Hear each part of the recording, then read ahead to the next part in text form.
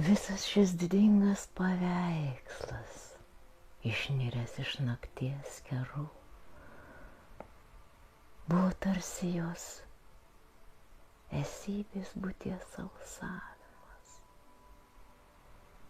sklidinas kažkokio nepaaiškinamo, neįvardinamo, tyros erotikos pulsavimo. Jis atsispindėjo giliausiuose jos drėgnų spindesių žėrinčių ruduokių gelmėse.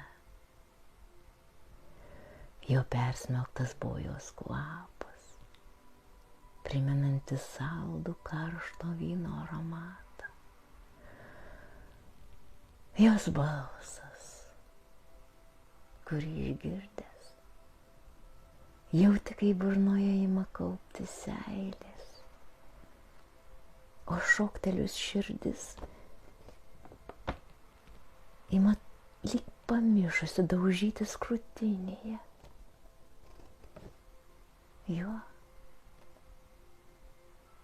Jo persmelkta visa jos muzika. Kažkokie ypatingi akordų deriniai, nugramzdinantis tave į saldžiai aštrią, švelnią, raudoną, klampę, gilią tamsą. Jos skamba visi jos piešimo darbai. To ypatingo jos esybės būties alsavimo, prisodrinto aštraus, tamsiai raudono saldumo, buvo persmelktas visas jos kūnas.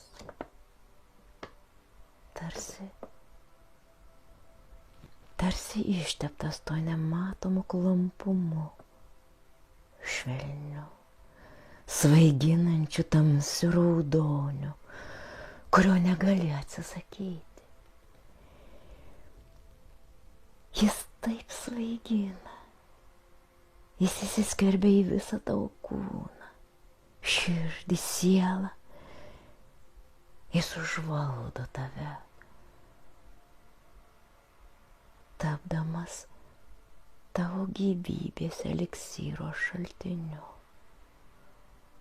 kurį norisi gerti dideliais, godžiais gurkšniais.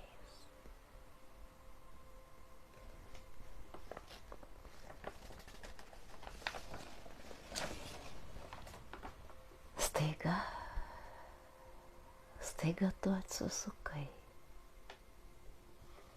Lėtai, viena po kitos nusimovei baltas nėriniuotas pirštines.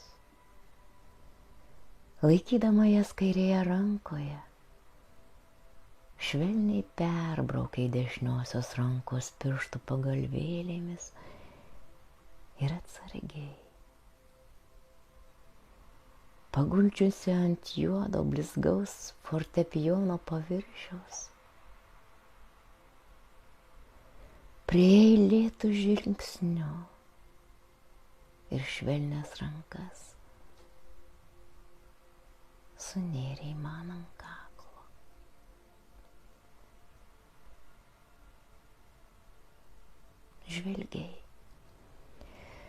Žvelgiai tuo degančių akių, drėgno spindesio kupinų žvilgsniu, akimis, kurios man švyti visų ryškiausių dangaus žvaigždynų lietumi.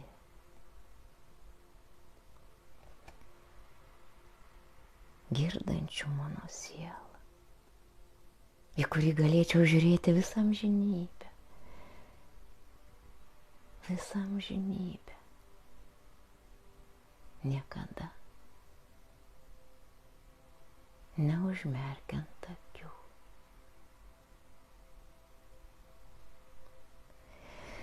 Visą amžinybę galėčiau žiūrėti į tavo besišypsančias lūpas, nuo kurių dešiniojo kraštelio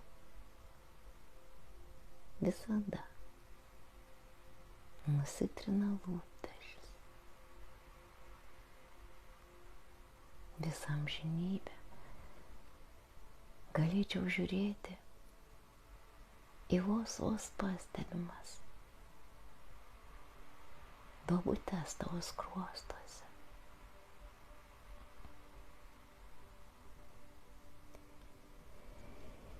Visą amžinybę galėčiau klausytis tavo širdies plakimo.